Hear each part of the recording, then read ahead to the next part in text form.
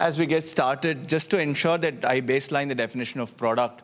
Product in my world means that it's the website, it's the mobile web, and the mobile app that you get to see with PropertyGuru. I've been with PropertyGuru for almost 4 years now, and I think I'm extremely fortunate and privileged to be part of this journey. The reason is because during this time, we've pivoted from a media company into a tech company. And the reason this pivot happened, and how do you know this pivot has happened, is because of 3 reasons.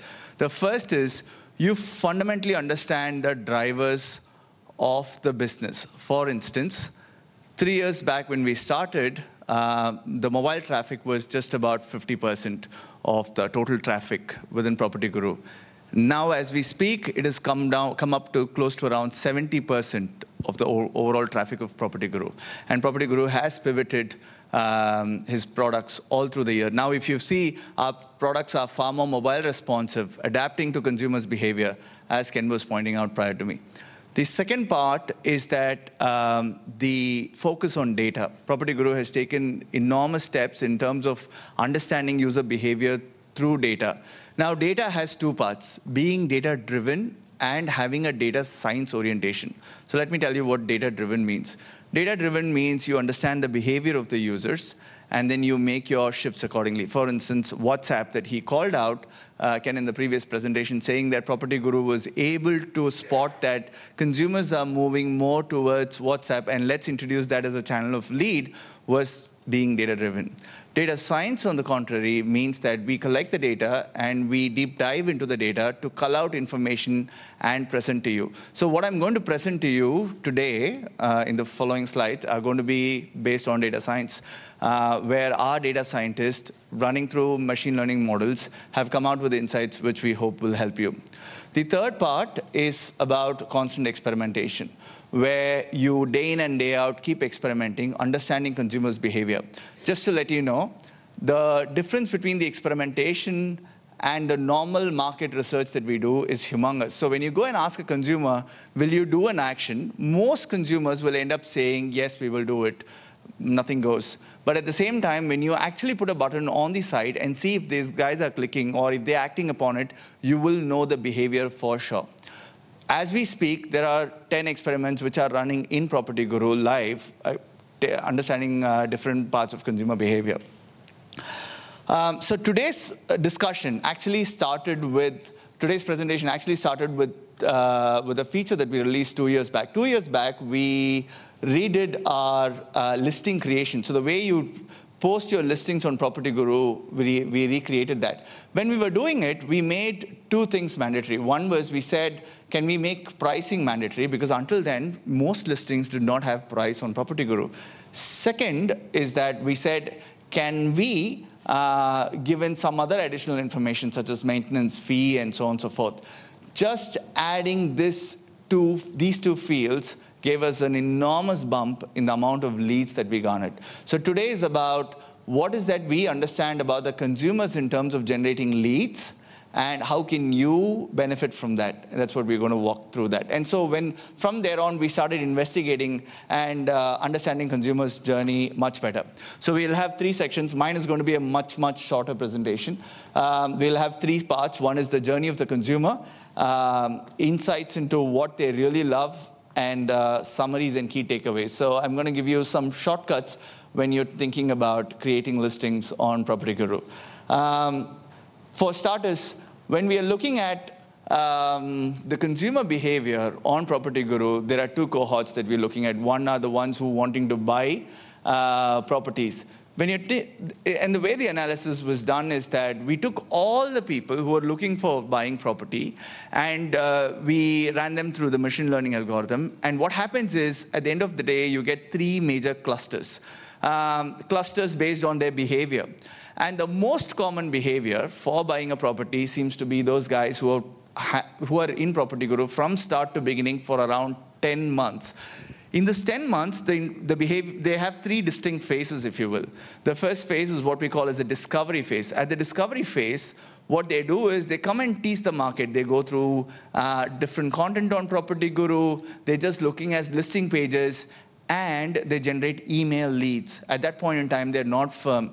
To Ken's point earlier, email leads are not dead. It is just that the time of generating a different, the type of leads are depending on the extent of commitment they have to the process at that point in time. So at the discovery part, as they're still pulsing the market, they're tasting what market is all about, they start generating, they just go through the listing page views and start generating the leads.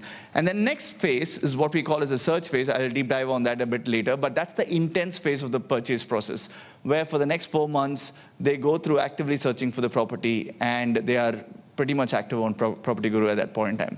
And then again, then you go through a loose phase, which is called the decision phase, in which they come back to compare different properties against the decisions that they've taken, and you kind of see that their activities are dwindling down finally as they exit the market. Now, in PropertyGuru, one of the things that we take pride is that people do leave us anyways, but we ensure that they go through this journey completely so that they find the property through us and leave it. Now, for renters, again, it's not too different. If you were to see, the renters, on an average, spend around 36 weeks. And again, in the first 8 days is more about discovery. In the middle, search is around 21 days. And again, they go back to the decision phase of 7 days. Again, so the way you should visualize this data, this is the average people's behavior. There are people in the search who have been there in PropertyGuru for the last 1.5 years. There are people who have done this with 3 to 6 months and they've gone out, right? But the majority cluster actually falls in this bucket as we speak. And the most important process in the property searching is what we call as the messy middle. So once you come into PropertyGuru, you start looking at the listings, you kind of get what the market is, where the price ranges are. Then you start the sprint. For the time that they've been, like for 4 weeks or the 4 months or the 21 days in the rent, they come almost every single day to PropertyGuru doing multiple searches over the period of days. Now here, the lead format changes from being email to your WhatsApp primarily, and calls followed by as a second lead channel. And again, this happens till the time the 4 months ends, and then they go on to finding the, finally leaving PropertyGuru. So what's the secret sauce behind generating more leads, right? So when we did, what we did is we did this thorough analysis of churning through a lot of factors that contributes to a property purchasing decision. We ran an algorithm on top of it to find out what factors really has the highest correlation or the causation in terms of affecting consumers' decision. Now, while price and location and the unit configuration, which is a function of price, do have a big influence, the most controllable thing from your end would be images and description. So what kind of images and description should you post that will be useful for the consumer? The way we went about analyzing this data is, let's say there was this property posted for Costa Ru. We took one property of Costa Ru, which we wanted to study, and we matched it with another property of Costa Ru, and we compared the results. Very similar type units were involved in doing this study. And then as I said, we picked similar listings from the same property, calculated the performance of listings with and without the feature. And then the final thing that we wanted to see is which one is actually giving more leads. What is the factor that will help you convert into more leads? That's what, that's the part that we were trying to look at. Now, when I said with and without the feature, there are two features we're talking about. What does an impact of face do on an image? So agents want to brand themselves. When you want to brand yourselves and you have an image on the photograph, what happens because of it? Or when you put a text on the image, what happens because of it? Now, to understand the following slides, just understand this much, that every 1% increase in the CTR or the clicks means you're getting 1.5 times more page views. 1.5 times more page views means you're going to get 25% faster leads. It's extremely critical to understand because the next couple of slides, I'm going to talk about how people are going to click, on what basis are they clicking. And 1% delta in click means you're going to get 1.3 more page views, right? So for starters, let's say we compare two kinds of properties with images on the cover photo and without images on the cover photo. So as you could see on the top, The first property is almost a similar property. The second property, we took another similar property within the same condo and we compared.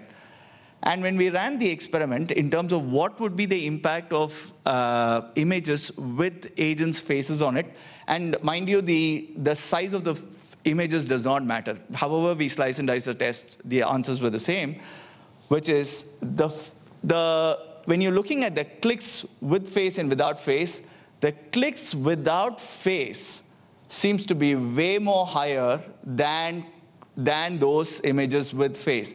Just to put this in perspective, what you're seeing here is 2.9% for anything on sale listings, any listings for sale, you're seeing 2.9% versus 1.7%. So, which almost means 1% delta in terms of clicks, which also means the images or the listings which did not have images had almost 1.5 times more page views, right?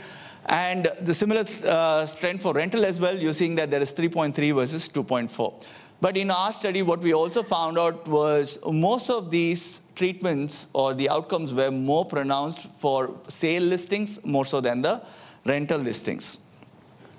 Now, there was another experiment we ran, which is about understanding the images with agents branding, which is if the text are there on images, similar outcome. The way you need to read the chart is the greens are the one without text. You see that it's at 3% compared to that of 2.3%. Rent means 3.3% and 3%. So what does this imply for you is that if you are wanting faster leads and more leads, then this means the images need to be far more cleaner than what it should be, right? Because it will attract better click-throughs. The other pattern that we found was indoor images had far more higher click-throughs than outdoor images. So when a consumer is looking at your property on a search result, they are far more likely to click on it if it was an indoor image and if it did not have any agent branding on top of it. And the last part was about the collage versus the non-collage images. So if you're seeing, if there are patterns of about, so when we compared properties which were collage versus non-collage, again, collage here versus non-collage, the performance was very telling. Those which were not collaged or the single images outperformed the collage images significantly higher, right? So what does this mean for you? You know, how do you translate this to your own this thing? Oh, so before I go there, the final one is images of good quality, meaning very sharp, very bright, clean, and to the point, focused on what are the entities it is covering. If you could, so these are some of the examples of the good images that perform well within us. So if you were to take these images, then we can summarize your success of listings in this four ways. Ensure that your images have adequate coverage. Coverage meaning if they can cover bedroom, bathroom, living room, and so on and so forth. If they can have an adequate coverage. If they are indoor focused. If they are single. And lastly, if they are of good quality. Quality meaning the sharpness and the brightness of the images need to be intact. If you can ensure these four, there will be a higher propensity of lead generation, faster lead generation, more page views happening to your listings. Right? Okay, so this was one part that you could control. The next part that we think which will influence consumer behavior on your listing is descriptions. How are you supposed to describe your property so that you can get more leads? Again, we went through multiple analysis, but Ken was mentioning a point before me, and he's saying that millennials are impatient and they don't have time to read through it. But here's the actual codified secret. So you look at the number, the golden number was 76 words. When we found that the descriptions were going beyond 76 words, the performance of the listings dropped considerably. Which means when you're writing a description on PropertyGuru or any portal whatsoever, it's important that you restrict the term to only 76 words. So anything which is 76 words considerably outperformed its competitors, as you see out here. Anything more than 76 words considerably underperform. Now, there is a flooring line as well. It cannot be like you can leave your description blank. So the sweet spot is somewhere between 50 to 76 words for you to have a great description. Similarly, the format, as long as the descriptions are kept simple, it works very well. For instance, adding emojis on descriptions, making sure that the descriptions go long, adding lines within descriptions. The complex formatting didn't work. So any listings which had complex formatting slightly underperformed that of the ones which had just simple format. And lastly, and the most influential part of the description which we found was any descriptions which were informative in nature. Informative here refers to two parts. When you talk about transport especially, people tend to click higher. The MRT is 5 minutes walking away, MRT is just 5 minutes away from here. School is 10 minutes away from here. These descriptions had higher click-throughs.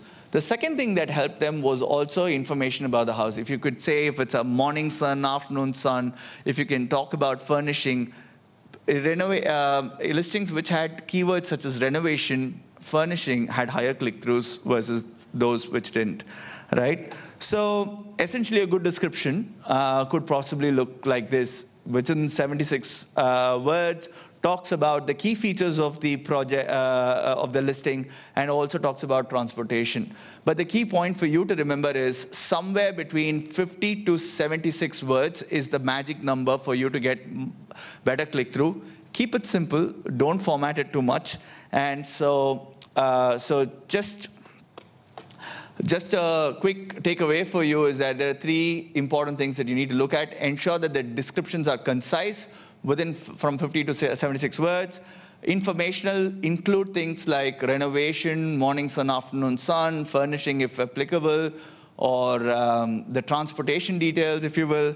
And lastly, keep it formatted so that it'll give you better click-throughs. Now, again, just summing up, this quality in the listing, if you can provide this quality in the listing, it could give you higher page views. And just letting you know, in that competitive area, driving page views to your listing is the most difficult part. If you can do these two simple things, more page views and hence faster leads. Thank you.